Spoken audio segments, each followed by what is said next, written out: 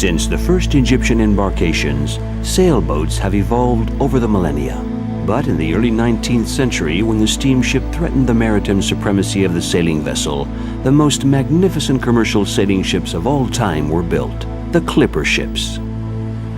Unfortunately, at the beginning of the 20th century, these giants vanished from the sea. Now, 100 years later, the Royal Clipper, the largest sailing vessel ever built, is reviving the tradition of its predecessors. Though it boasts all the modern technological devices, the Royal Clipper nonetheless is a true sailing vessel.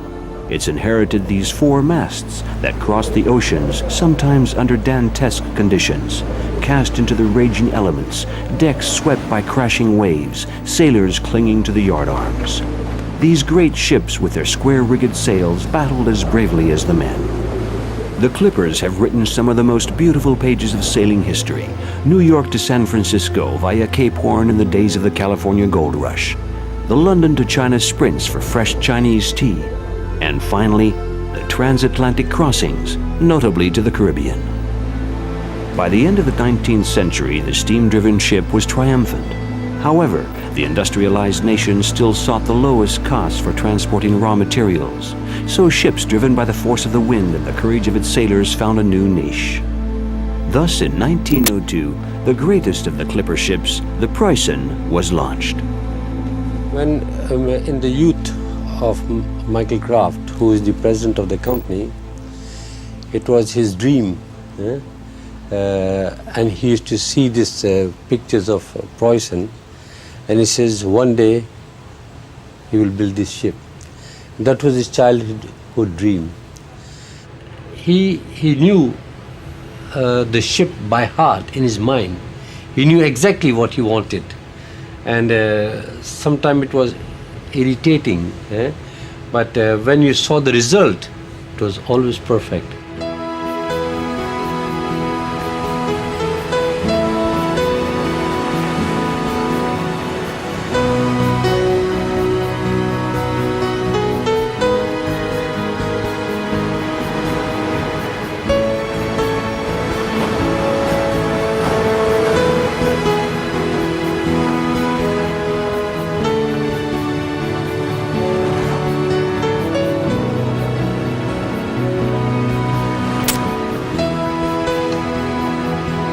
Its first winter season, the Royal Clipper plots a course for the West Indies.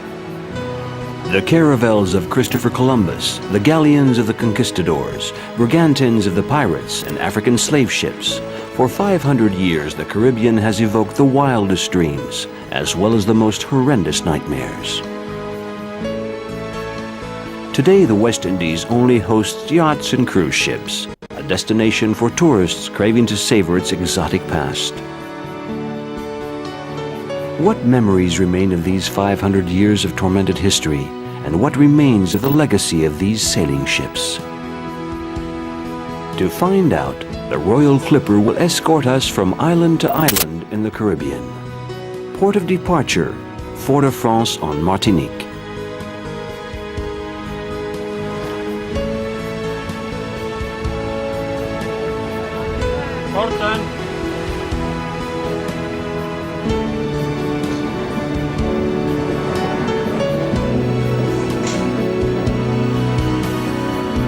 Here's the headline.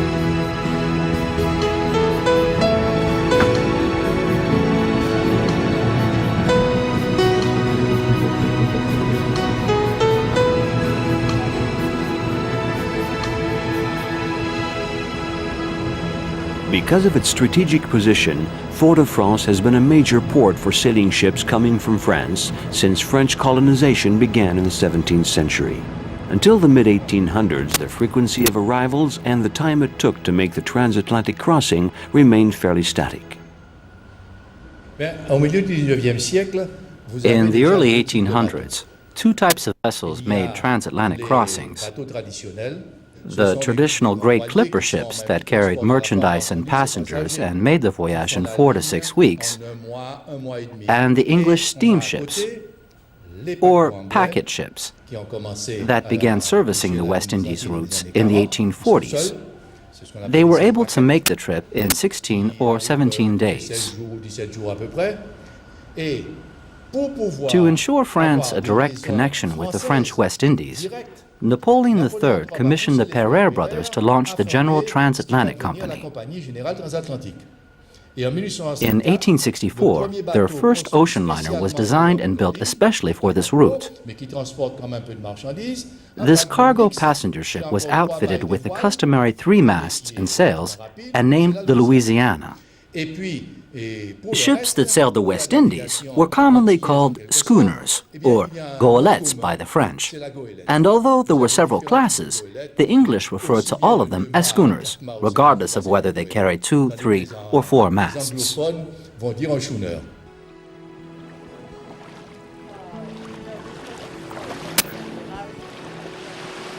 The Royal Clipper bids farewell to Fort-de-France. In the past, a crew of hundreds of sailors were needed to scale the yardarms on the 4 masts and set the sails. The Royal Clipper has fewer than 20 crew members, but the many electrically operated windlasses allow the crew to unfurl 26 sails simultaneously. However, in case of a problem, the crew is trained to climb up the masts, as they did in the old days. These are experienced seamen. Many are from Russia, where the tradition of sailing is still taught in the naval academies. With its 42 sails billowed in the wind, the Royal Clipper cuts a course towards Barbados.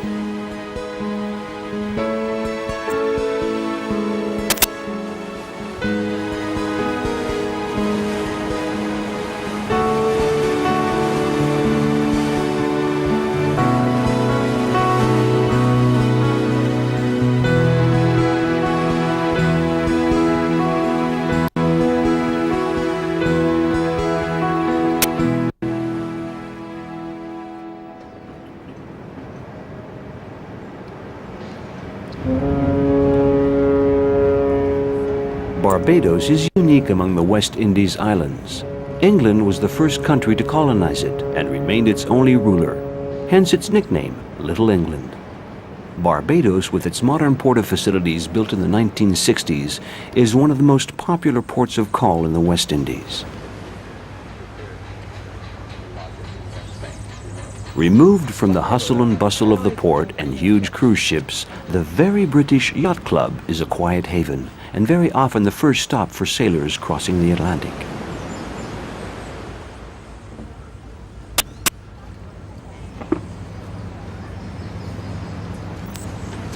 On est arrivé il y a 2 jours, en fait avant-hier soir. We arrived 2 days ago, night before last actually, from Mindelo, Cape Verde, C'est à peu près à 2000 2,000 miles from here. Et donc on a choisi la Barbade pour atterrir, bon, pour ses facilités. We put into Barbados for supplies before heading for Tobago, Grenada and other islands. Grenade, etc.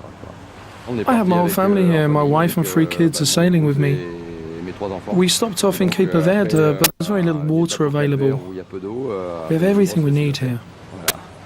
It took us 13 days to make the voyage, On a but mis time 15 passes jours quickly pour at venir sea. ici et- We were never bored. Bah, on s'est pas ennuyé.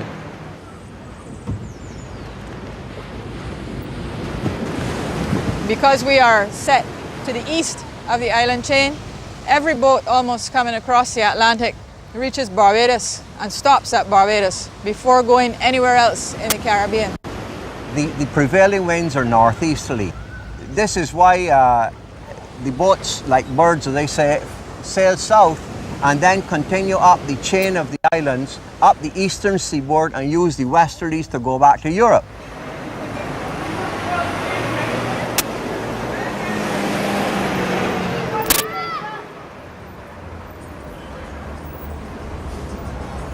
The English chose Barbados as its flagship colony in the West Indies because of its strategic position. Bridgetown, the capital, became almost as important in the 17th century as London or Boston, as the world center of the sugarcane trade.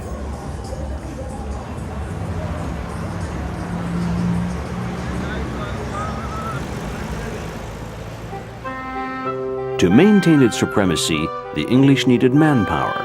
Thus, a triangular trading arrangement was organized across the Atlantic. Slave ships either bought slaves along the African coast or traded cheap trinkets for them. After the slaves were sold to the plantation owners in Barbados, the ships would then fill their holds with tropical produce and sail to England to sell it. For centuries, the island of Barbados was a huge sugar plantation, and until the beginning of the 20th century, to transport the molasses or rum intended for export, local boats were used, the famous schooners.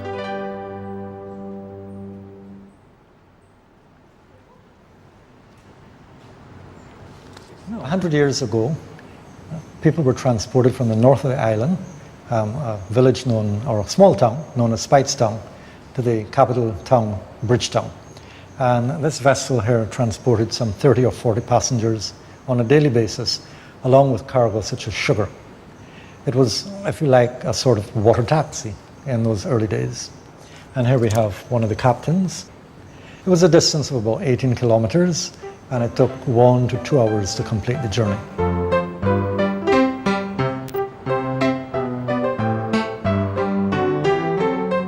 Eventually, the sugarcane market declined, and as was the case in many other islands in the West Indies, tourism seemed to be the only viable alternative. The old dry dock port was considered a blight to the new hotels, shops, and parking projects, and was destroyed. Along with the port went the exciting ambiance that had surrounded the sailboats, cargo ships, and schooners lined along the wharf.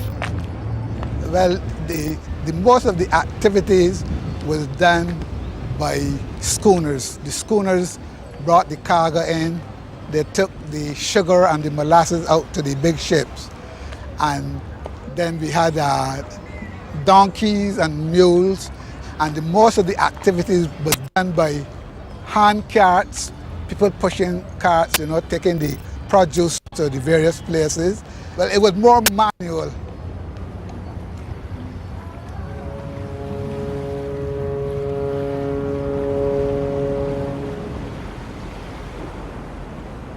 Time to say goodbye to Barbados and head back to the Royal Clipper, where we'll be spending our first night on board. The clippers of old were mostly outfitted for commercial use. The few passengers they carried had to make do with a minimum of comfort and space. Most of the space was allotted to the holds and merchandise. While the hull, masts, and decks of the Preussen served as the architectural model for the ship, the imagination was given free rein in designing the interior. The result is astonishing. The subtle blending of mahogany and copper evokes the spirit of sailing ships of an earlier era. The open atrium soaring upwards for 3 decks illuminates the wide staircase with its wrought iron balustrade that leads to the restaurant, and is reminiscent of the opulent ocean liners of the early 1900s.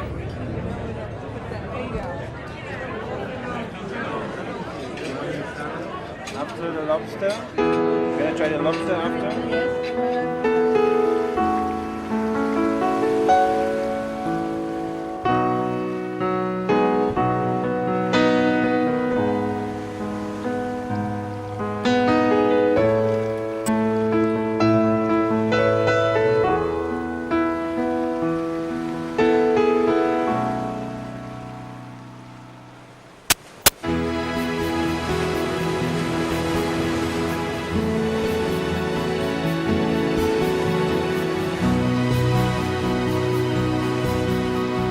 After an overnight 140 nautical mile sail, we're approaching the island of Grenada.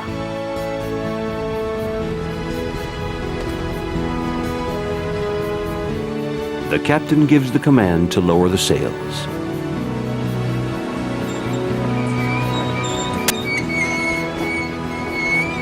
In the olden days, you would have had to come along the wind. You can't sail into the wind.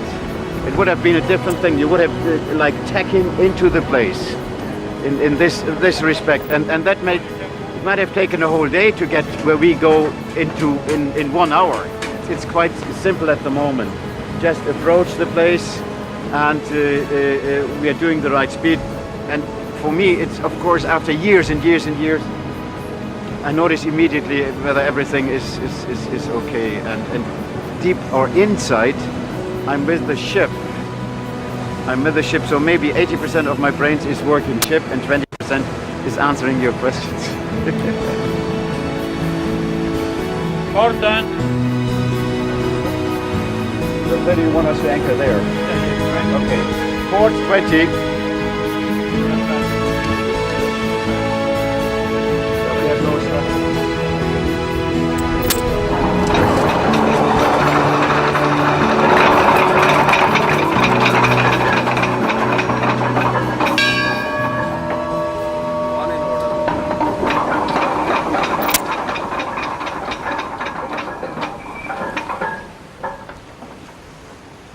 We're riding anchor off St. George, Grenada's capital. This city, with its red rooftops, has an amphitheater that spreads out along the hills overlooking the bay, the dry dock, and the port. It's one of the most beautiful moorings in the West Indies. At one time, French presence here was quite strong and existed well into the 18th century. What remains is the vestiges of fortifications and the old painted brick warehouses along the wharf, referred to as the French-style dry dock. Grenada is called the Island of Spices, not just to attract tourists, for it really is the second largest producer of nutmeg in the world. Nutmegs, which is a major spice of Grenada, was introduced in around the mid-19th century. And from since then it has been multiplied throughout the island. And I think it held roots in Grenada because of the mountainous condition, the similarity of Grenadians' topography to that of Indonesia, certain of the islands in Indonesia, that is in the East Indies. In this harbor here you would find, of course, behind me you will find schooners. But for the export of nutmegs we would traditionally have barges and will be taken to the outer port where it will be loaded on the larger ships for exports to the industrialized countries where the nuts will be used for as a blender in food processing. It was primarily the Europeans that used nutmegs. They saw it as an exotic spice, very expensive, and used it. In fact, because it was so expensive, many Europeans became rich. Those who traded in nutmegs became very rich, because it was used for all kind of medicinal and other products, you know.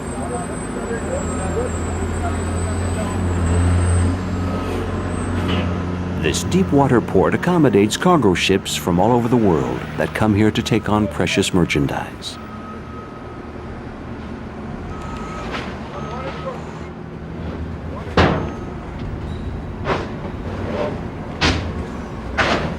The southern part of the island around St. George is booming, thanks to tourism, while the rest of the island, notably the interior, is dependent upon spice farming.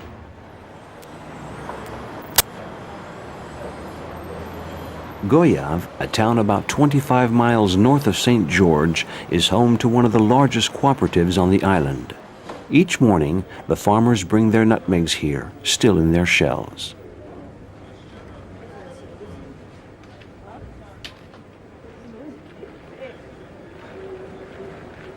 There, in the gloom of the warehouse, the precious spice is sorted, then placed on long shelves, awaiting processing. Now the farmers will go early in the morning, collect the nutmeg, carry it into their homes where they will remove the mist from around the shell, place the mist in the sunlight for a couple of hours to extract the moisture, after which time the nutmeg is carried to this factory. On arrival, we have to do an examination, and this is to ensure that the farmers are bringing good quality nutmegs. The position of the nutmegs on the shelf indicates the date they were received. The shells are turned over once each day to speed the drying process.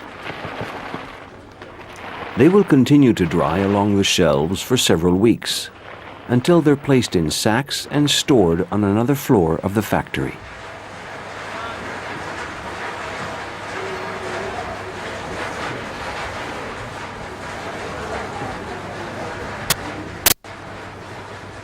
Attracted by the noise, we enter another world only a few yards away. Here we see, like the cross-section of a giant anthill, the masters of the world above, continually feeding the hard-working ants on the floor below.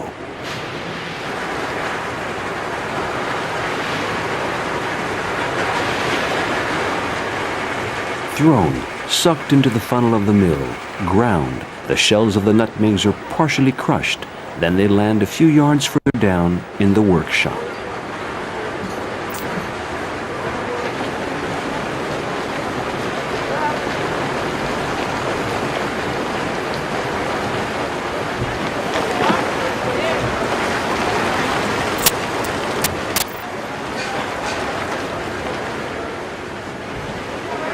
The workers deftly separate the nutmegs from their shells with amazing skill and speed, and sort them.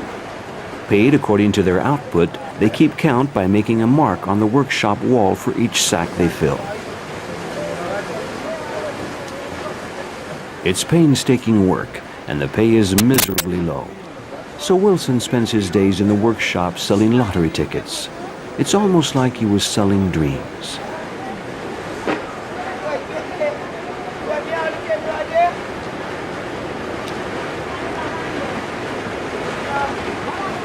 There's a simple water test at the end of the production line to determine the quality of the nutmeg. The lightest ones, those that float, are intended for the pharmaceutical industry. The heavier ones sink to the bottom. They're sold as spice.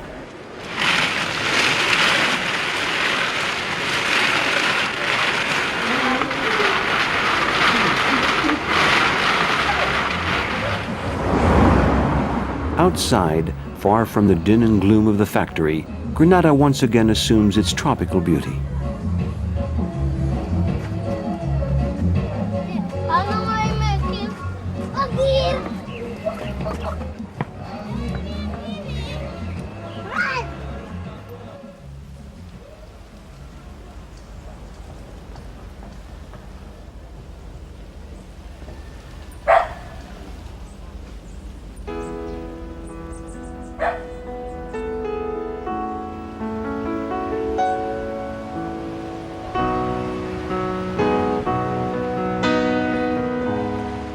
Leaving Grenada, the southernmost point of our cruise, we turn the ship towards St. Vincent, 60 nautical miles to the north.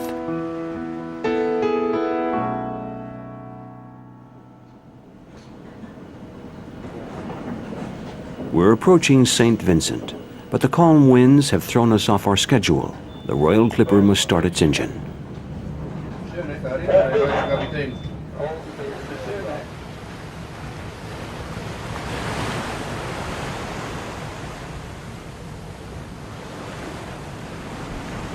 Oleg, who's in charge of the sails, takes advantage of the lull in the wind to inspect one of the masts.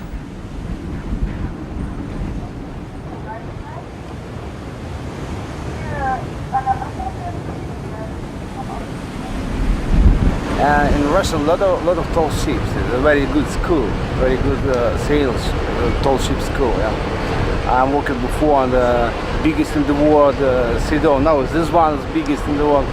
Before Cruiser also it's very nice, training ships, Russian ships, very nice. If something broken, yeah, I have to fix. I have to go up there, fix it, take it off the sails, put a new one.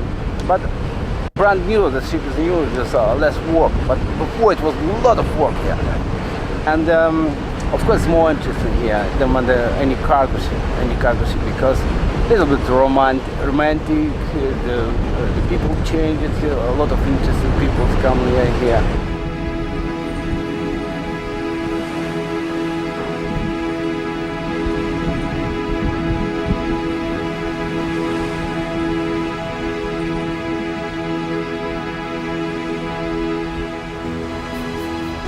The Royal Clipper drops anchor in a little cove called Indian Bay, only a couple of miles from Kingstown, the capital of St. Vincent.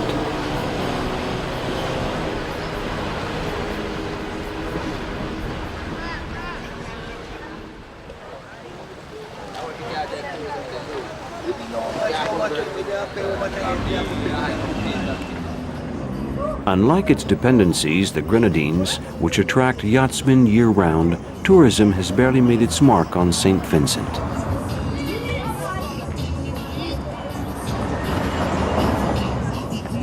Nothing has been done to upgrade the downtown streets near the port, or the markets in order to lure tourists, which is rather the exception in the West Indies. But what the island lacks in tourist dollars, it recoups through farming and fishing.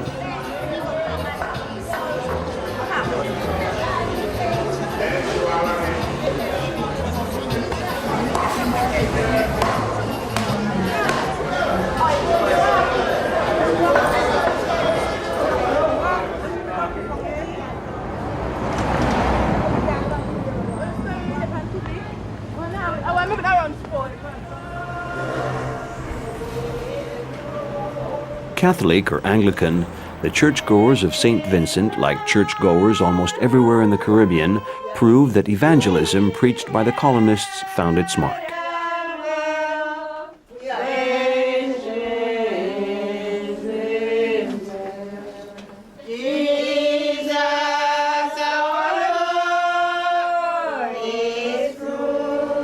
However, evangelistic activities here in St. Vincent failed. Until the mid-1700s, St. Vincent was Indian territory. More surprising still, a large number of escaped slaves, brown-skinned people, found refuge here, including the survivors of a slave ship that was shipwrecked nearby in 1695 en route to the island of Bakeway.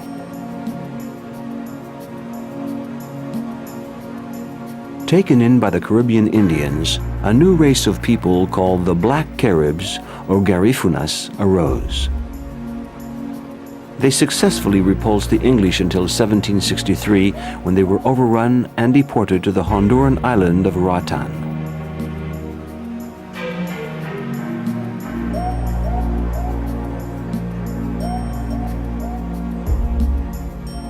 The collection of paintings by William Linzell depicting this episode in the history of St. Vincent hangs in Fort Charlotte, overlooking Kingstown Bay.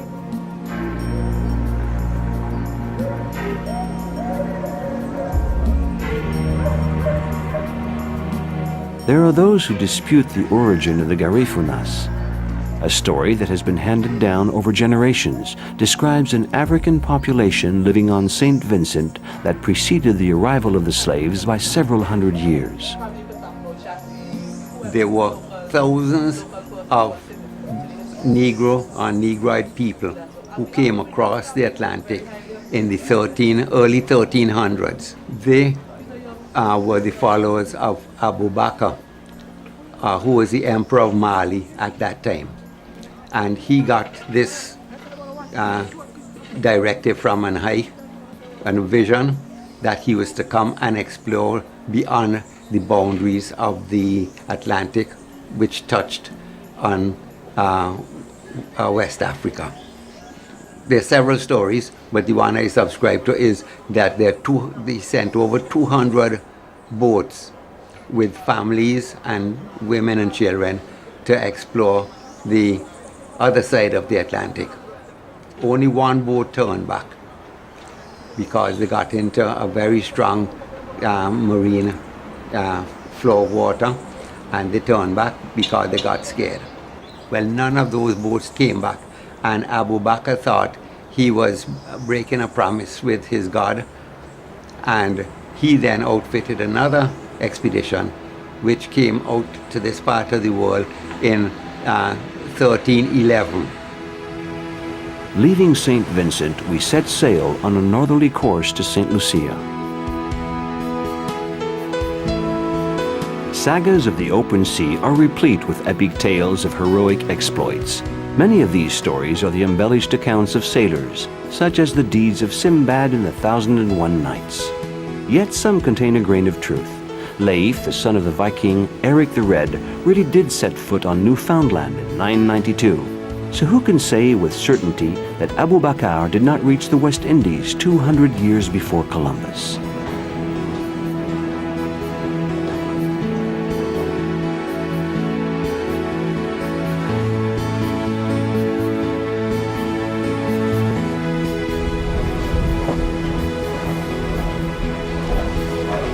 This is the brake, you know.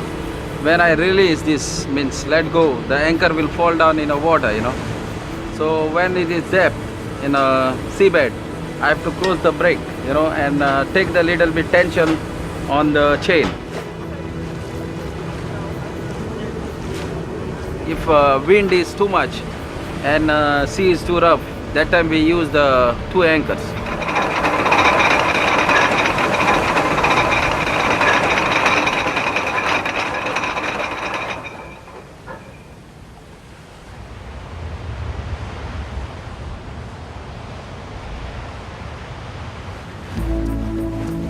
It became obvious to us during the voyage that the old-style traditional sailing boats had all but disappeared from the coastal waters.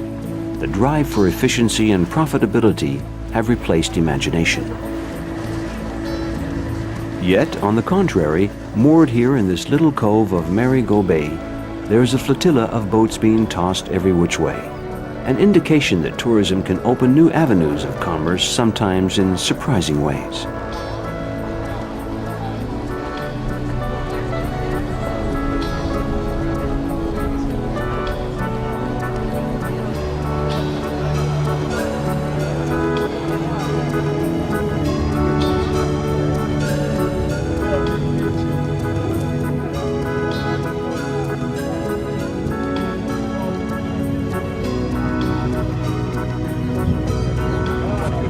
The sculptor of dried coconuts is simply a craftsman who works with raw materials that are abundant and free.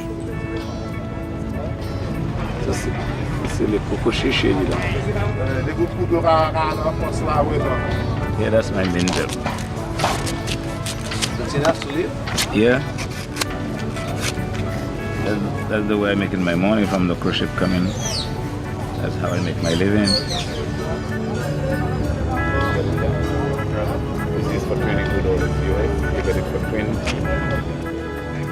A good location is fundamental to business success, so our friendly sculptor has set up shop near the Marigot Bay ferry landing.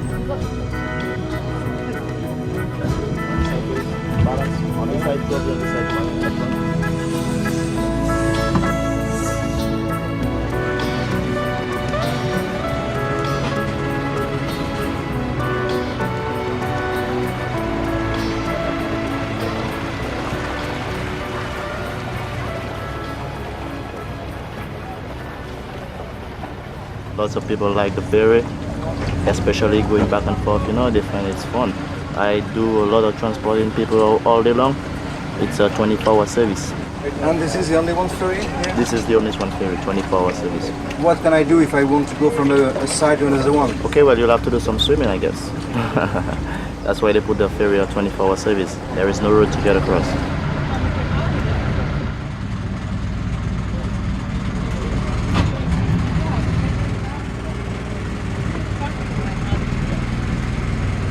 People coming from the cruise ship, that's when we get the most business, you know. Maybe sometimes in a day we cross like 400 passengers. Yeah, on this ferry it only holds 30 persons at one time. Yeah, and I think it's great, man. The 30-second crossing is only $1. Not a bad deal.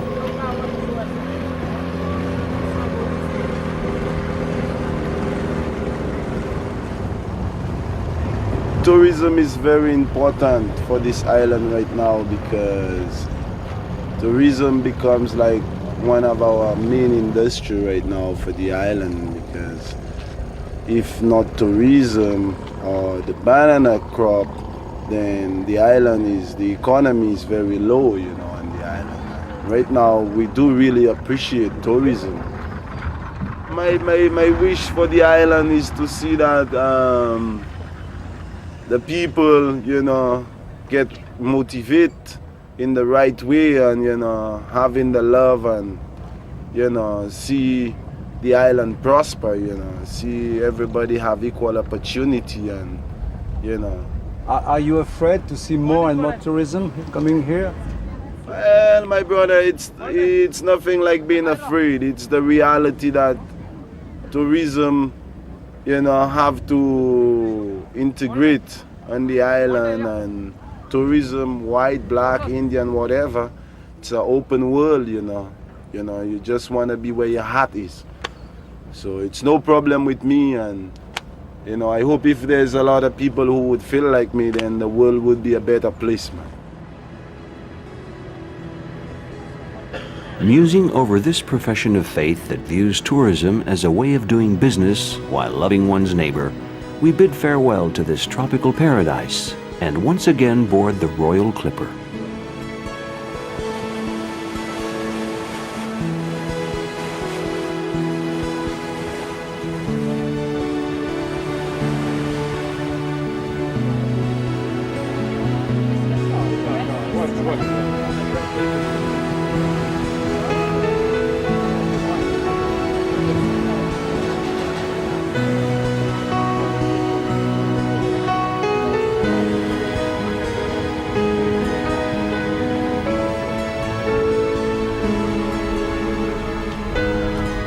The dispersed West Indies islands creates a myriad of independent states.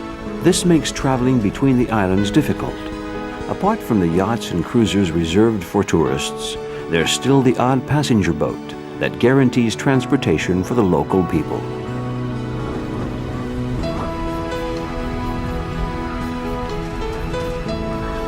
And so, about the same time that the Royal Clipper is setting a northern course to Martinique, passengers are gathering on the wharves at Fort-de-France. The ferry, l'Express des Îles, is preparing to board.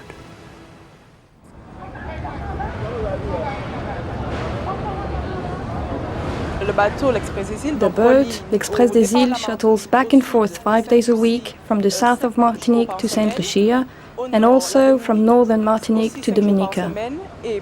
From Guadeloupe, there is a daily connection between Fort-de-France and Pointe-à-Pitre from December 1st through January 31st. We were the first to offer regular passenger service between these islands. There used to be other boats sailing between southern Guadeloupe, Martinique and Saint Lucia, and perhaps between Grande Rivière and Dominica, but these trips were not frequent.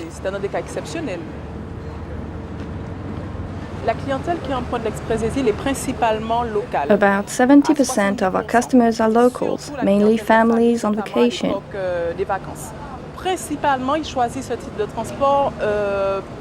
Primarily, they choose this means of transportation because of the price. It's half the cost of flying. Plus, it's obvious to me there's a certain friendly atmosphere amongst the passengers that just doesn't exist on planes.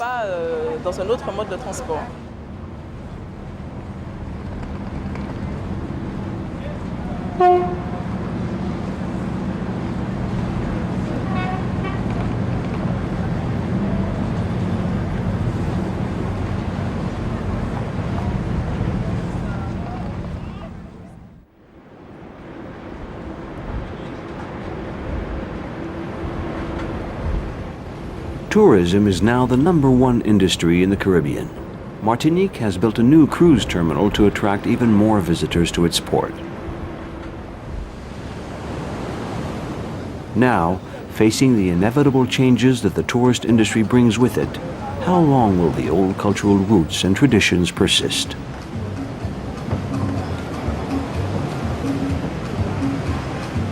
In the village of Le Diamant, on the south side of Martinique, the traditional gommier boat race is one of the highlights of the annual festival.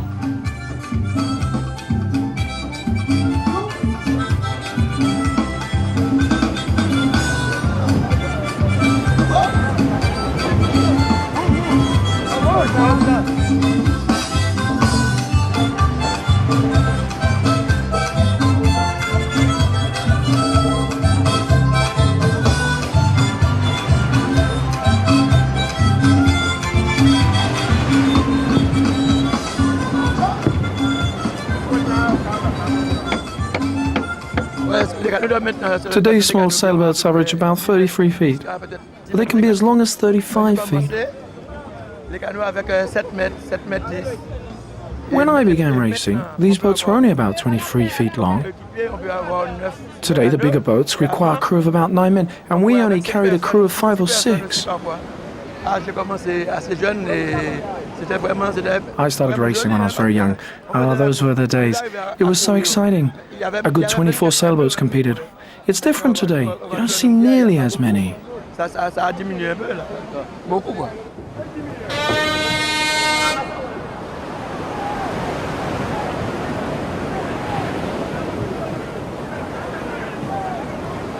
The beach is known to have a powerful undertow, and sometimes the contestants don't even make it over the first wave.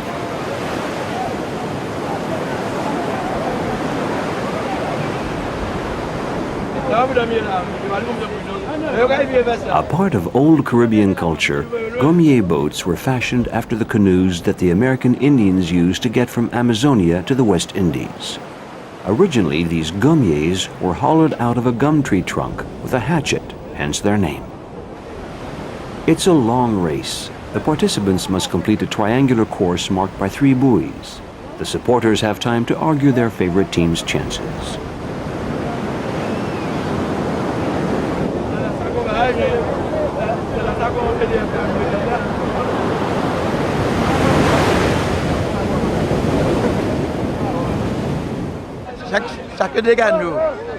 Each boat has its loyal followers. They shout at each other during the race, yelling louder and louder. It's great fun. A gommier is difficult to maneuver. To keep the boat balanced, the crew members stretch themselves out on long wooden poles, and only their agility prevents the boat from capsizing.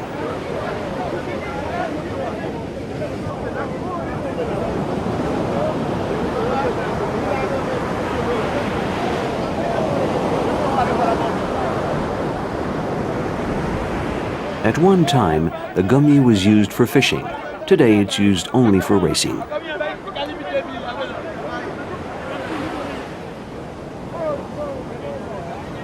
I used to race in boats made from the hollowed-out gum tree.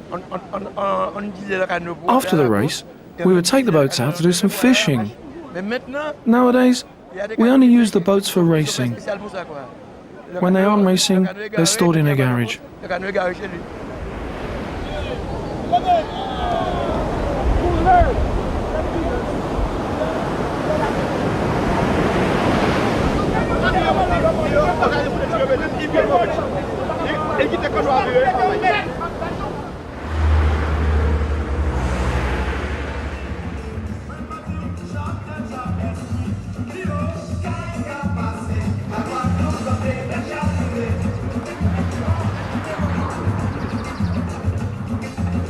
Bellefontaine is one of many fishing villages along the coast between Fort-de-France and Saint-Pierre, the former capital.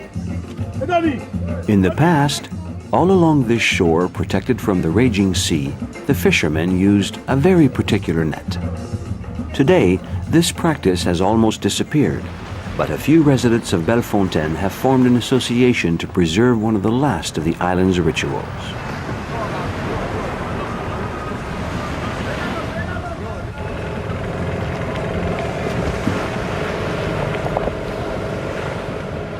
In the past, the huge net was cast from a rowboat, but times have changed. Lucien's old gommier is now being pulled along.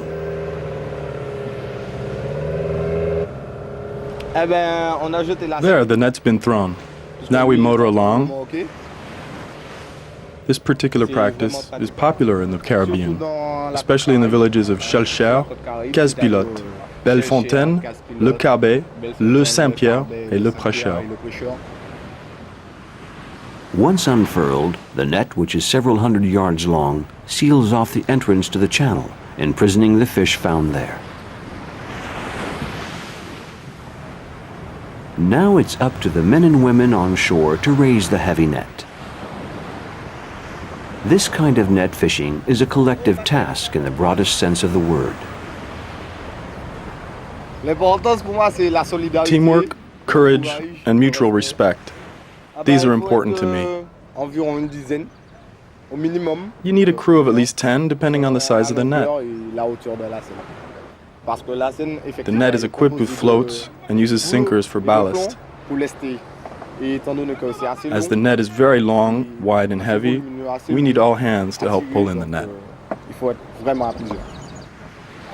In the past, the entire village participated, and for their hard work, they shared the catch.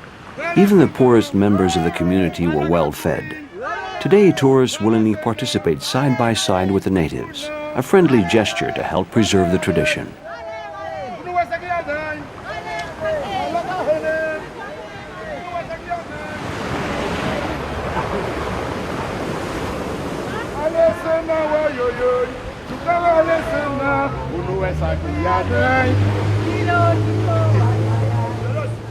If there's no teamwork, there's no fishing. Look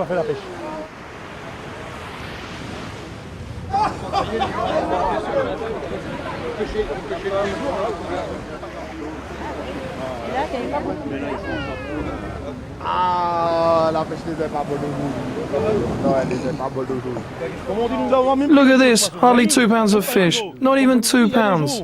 Like I say, some days we don't catch a thing, and sometimes we can fill 2 canoes as big as that one. Some days we're just unlucky. That's how it is in Martinique.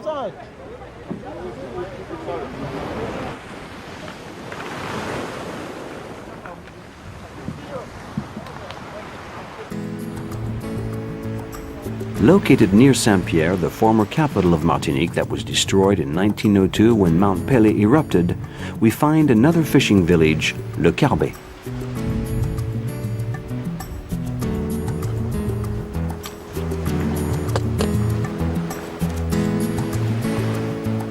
To augment the meager income from fishing, a new tourist-related activity has begun. Whatever the reason, the event that Marcel and his friends experienced on Carbet Beach was certainly an interesting one.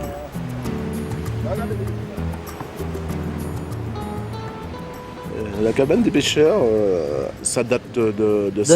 du pêcheur started about 5 years ago. One day some tourists walked by and asked me where they could eat fresh fish.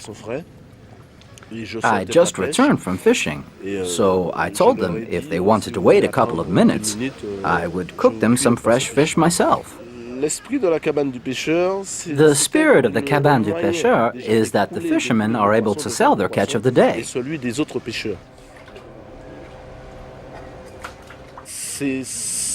It gives the tourists the true flavor of Martinique. The people, the warm welcome, the ways of the country, everything. This morning you saw the fishermen coming to the hut. They bring fresh fish.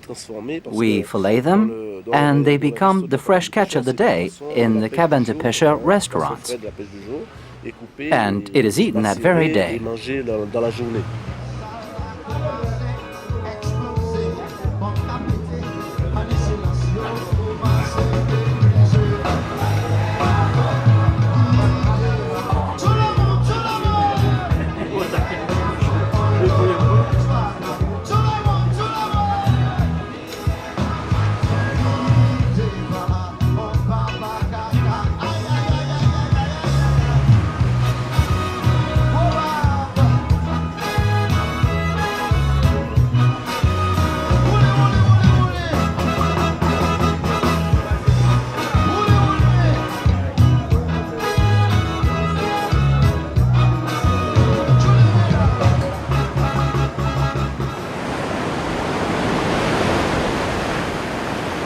Grand Rivière is a coastal village that is truly in the middle of nowhere. It's nestled at the foot of a steep cliff, and its shore is beaten by turbulent seas. Due to its hostile environment, the fishermen from Grand Rivière are considered the most courageous sailors in Martinique. My earliest memories are of my father, the fisherman, and when he returned home from fishing.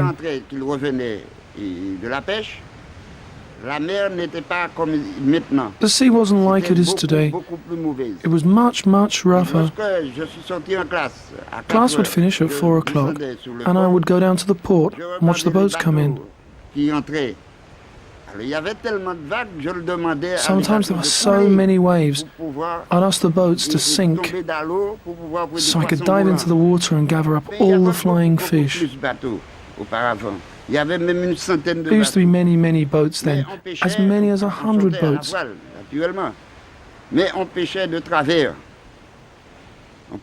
We used to use sailing boats, but we would just drift,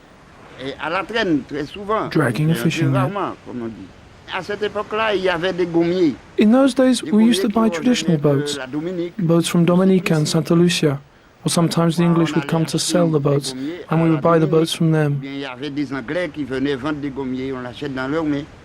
Was it a good boat? It sure was. It wasn't made of planks, but was dug out of the trunk of a gum tree. They would find a good tree and then hollow it out. At sea, it didn't take on a lot of water. Who chooses the colors you paint the boats? We do. We choose the color. For example, if this year we paint the boats blue and pink, and we come up with nothing, absolutely nothing, then we paint over the color. We change the color to make it a lucky boat.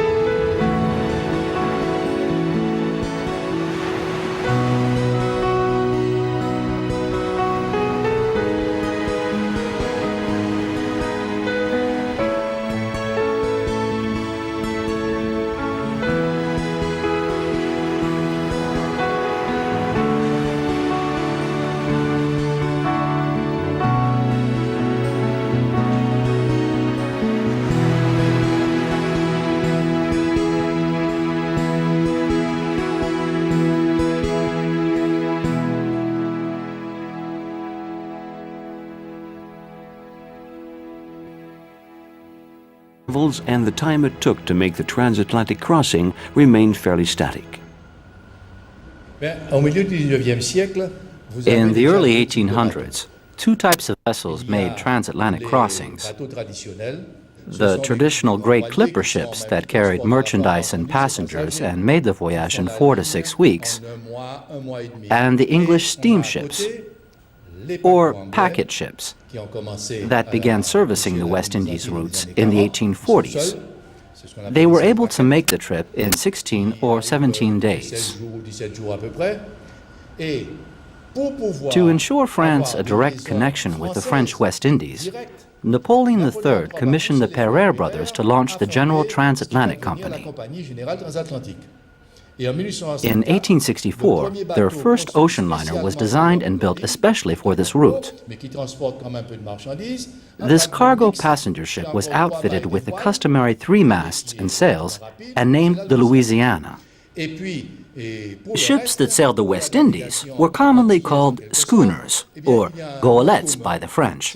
And although there were several classes, the English referred to all of them as schooners, regardless of whether they carried 2, 3, or 4 masts.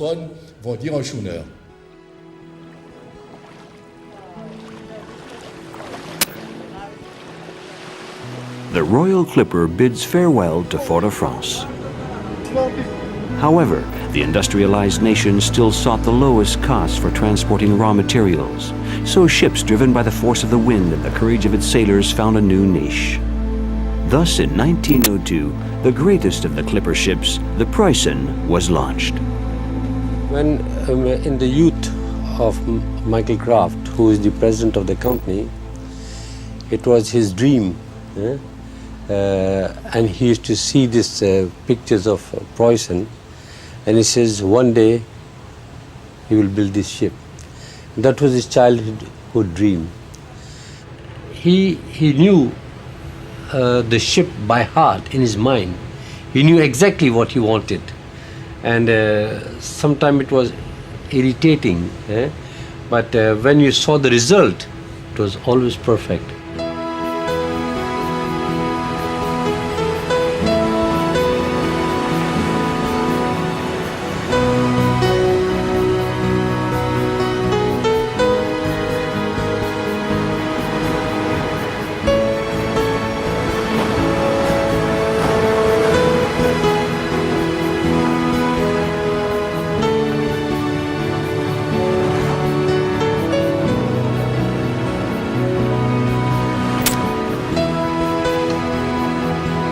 Its first winter season, the Royal Clipper plots a course for the West Indies.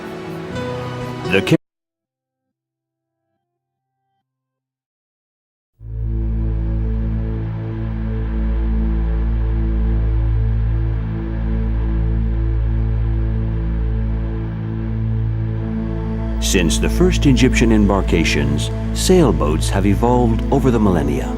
But in the early 19th century, when the steamship threatened the maritime supremacy of the sailing vessel, the most magnificent commercial sailing ships of all time were built, the clipper ships. Unfortunately, at the beginning of the 20th century, these giants vanished from the sea. Now, 100 years later, the Royal Clipper, the largest sailing vessel ever built, is reviving the tradition of its predecessors. Though it boasts all the modern technological devices, the Royal Clipper nonetheless is a true sailing vessel. It's inherited these 4 masts that cross the oceans, sometimes under dantesque conditions, cast into the raging elements, decks swept by crashing waves, sailors clinging to the yardarms. These great ships with their square-rigged sails battled as bravely as the men. The Clippers have written some of the most beautiful pages of sailing history. New York to San Francisco via Cape Horn in the days of the California Gold Rush.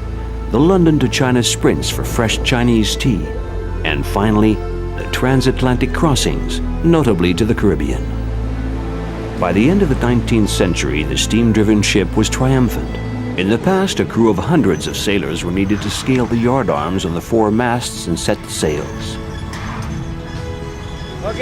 The Royal Clipper has fewer than 20 crew members, but the many electrically operated windlasses allow the crew to unfurl 26 sails simultaneously. However, in case of a problem, problem, the crew is trained to climb up the masts, as they did in the old days. These are experienced seamen. Many are from Russia, where the tradition of sailing is still taught in the naval academies. With its 42 sails billowed in the wind, the Royal Clipper cuts a course towards Barbados.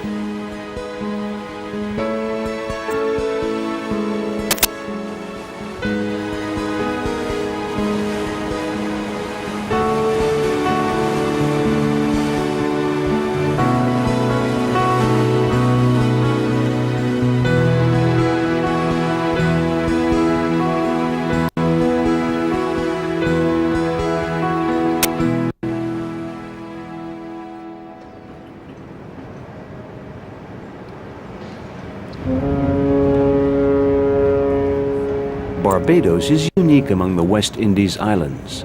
England was the first country to colonize it and remained its only ruler, hence its nickname, Little England.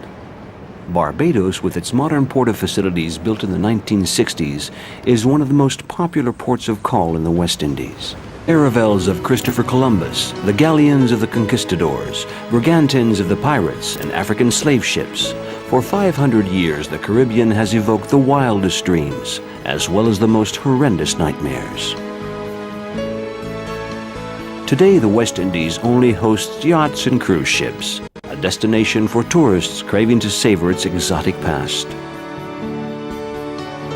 What memories remain of these 500 years of tormented history, and what remains of the legacy of these sailing ships? To find out, the Royal Clipper will escort us from island to island in the Caribbean. Port of departure, Fort-de-France on Martinique.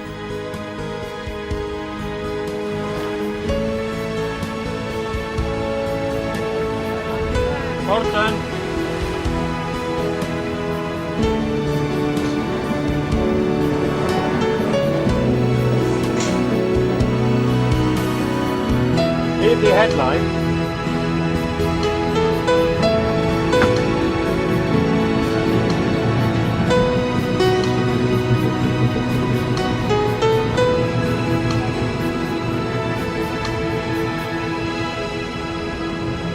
Because of its strategic position, Fort-de-France has been a major port for sailing ships coming from France since French colonization began in the 17th century. Until the mid-1800s, the frequency of arrival